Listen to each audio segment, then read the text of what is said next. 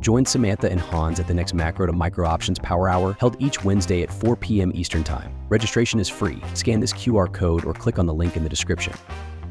And as long as these animal spirits are sort of alive, here's your ARK, which is Kathy Wood. Wood is a four-letter word here, but she's making a comeback. And so we see those animal spirits are very, very alive and well. So of course we know the NVIDIAs and the Microsofts of the world, the steady balance sheet heroes that are going to continue to do well. But this is your picture of froth. Okay, so if we look at this is the one that I've been talking about for quite a long time. Yes, you did this last week and you said it's actually still bullish, and it is actually still bullish. It is. It's still bullish, but we pulled back here. I said we're going to pull back a little bit. I didn't know how far, what moving average. This is the middle of the Bollinger Band. And here we are pushing again, and we made a new high today. So we hit this 0.29, which is a meaningless number. It's just the ratio. If we start to look further back, we can see that we're getting into a range on this ratio. For folks who haven't watched this in the last couple of weeks, this is ARK versus the big cap. This is froth money. This is excited money versus the regular excitement of innovation. So here we are breaking through to levels that we haven't seen since just about ChatGPT-ish, right around here. So if we continue up, it brings into view this here. I hate to say it. I'm not saying this is reasonable. I'm not saying stocks should be trading up here. This is where Square was 400 PE. This is silly. This is Looney Tunes market. But let's face it, if there's some runway to what I'm saying, and I think there is, then maybe we get up into here, and this is going to be a fantastic trading market. You can own some of these things and you can ride them up, and it's going to be amazing. We saw Rigetti, things like that. And some things are just starting to go a little bit with that excitement. And so this is up here is where throw fundamentals out the window. Don't call me and say, oh, but everything's overvalued. Don't call me. When we're up in here, it doesn't matter. Like you said in your one note, this is not my first rodeo.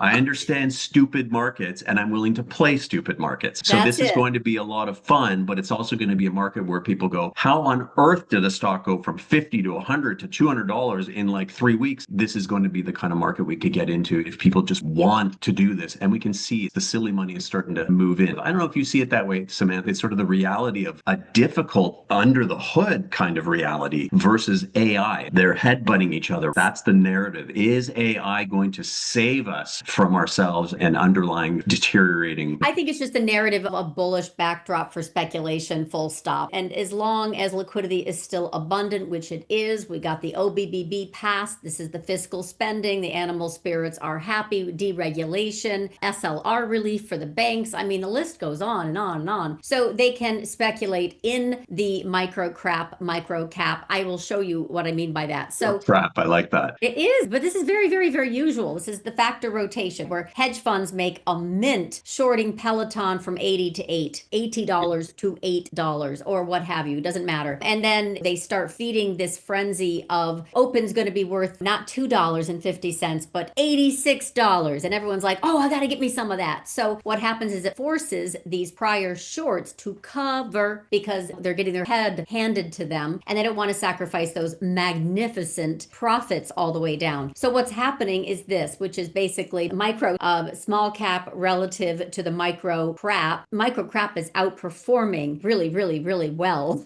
But this is also telltale signs of market froth. And like you said, it can trigger a lot of short covering in a lot of stuff that can move higher, some justifiably, others not so much. Here's an example. Also, I was just asked in QA, you were asking about trend line in the 400 week and that kind of stuff. Okay, but here's a weekly trend line. So you're referencing mention that I had about the weekly trend line. So here's UUUU. This is rare earth related. This is an example. There are tons of them. And you can see where this has done beautifully. It's powered higher. This was recommended last week because of MP. MP, of course, was Department of Defense came in and it rallied 36% on a 40% position. So it wasn't a contract, it was a position. They're nationalizing MP, which is partly Chamath and partly China. Long story short, UUU is just an example of the weekly trend line, boom, moving higher. Now, there are a lot of other examples. AMD is another, when you're talking about the 400, forgive all the messiness, but this is another example. When I was writing about this, I said, here's the 400 week. Yes, the 400 week EMA. And tons of stocks in this most recent bloodletting in the Trump tariffs in into the policy intervention of April 9th, they looked like this. They came down to the 400 week, including small caps, by the way, IWM, including, oh goodness, there are so many names, CSX, IWM, Marvell, going back to AMD. AMD was a perfect setup. Perfect. Because it had not only the 400 week, remember, this is why I always pull back in time. I always look at the grandparent, then the parent, then the child, because this did a great job of tagging that trend line, doing a gorgeous scoop pattern and moving higher, because AMD is not going out of business. It's very different than a QS, for example, which happens to be a prior SPAC that basically got the short covering treatment, or open, which is also a trend line tag. So there are tons of these. I mean, I go over so many every single morning with clients, and some of them they're actively chasing and or positioning. But the pumper in it open says it's worth $86. Some people are going to follow that particular Pied Piper to their end. But the point is, it's very, very popular. So no wonder ARK and others are popping up from the grave. It makes perfect sense to me. But the problem is, it's also perfectly timed with